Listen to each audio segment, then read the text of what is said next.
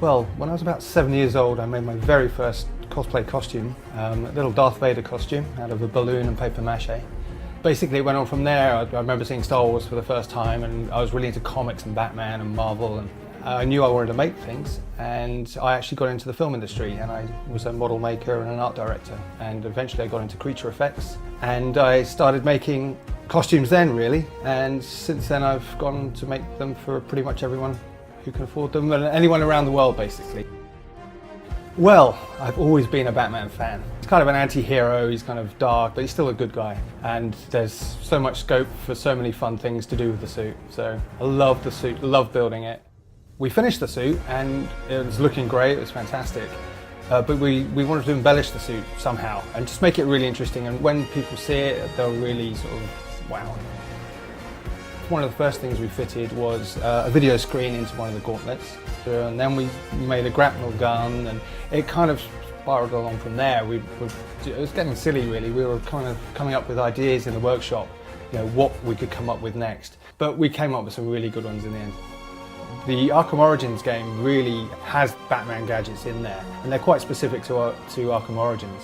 So there's the grapnel gun, there's the folding batarang, there's the little flashbangs, the smoke grenades. So there are these classic Batman gadgets that you see in a lot of the Batman universe. The way we've designed them and made them is very specific to Arkham Origins. My favourite gadgets would have to be, I love the gas dispenser. You flip your wrist up and it just jets out this big jet of CO2 gas, which could be poisonous gas, it could be anything.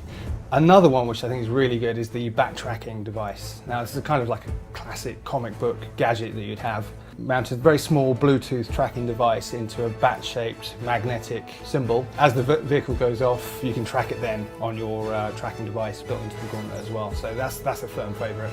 And I have to say, mention the fireball shooter. You can't beat that. Pop a few of those off and you see people's jaws drop, that's great. Obviously a lot of the gadgets are quite practical, as in there's quite a lot to them. Some of them are incredibly simple, but to try and get them all onto a cosplay costume, all 23 of them, all functional, was a real challenge.